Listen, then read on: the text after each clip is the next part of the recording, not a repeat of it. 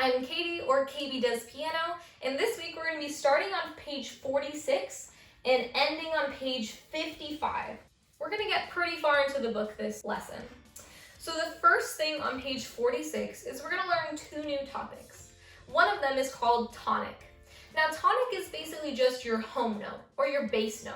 So for example, if we were in C finger scale, then therefore the tonic note is the first step, or C. And then we have the term dominant. So dominant is whatever the fifth step of that scale is.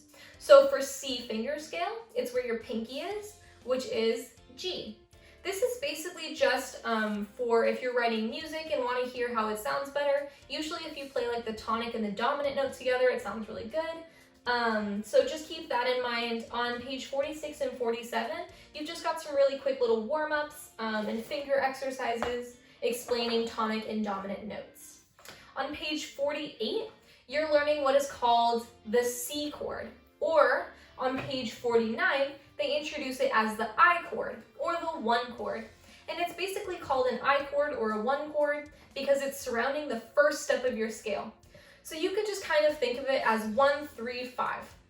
So it's a regular block chord. On page 48, you have some block chord studies, and then you've got a broken chord studies. So it just means that you're playing the same notes, just not all together. They're going one at a time.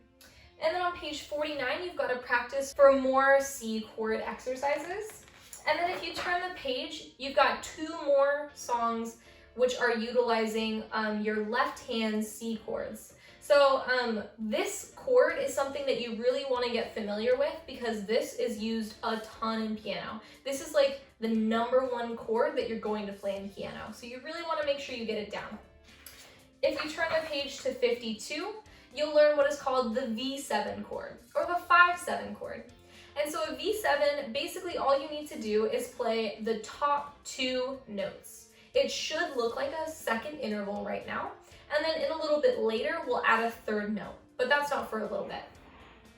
On page 52, you can see it's going between an I chord and a 5/7 chord.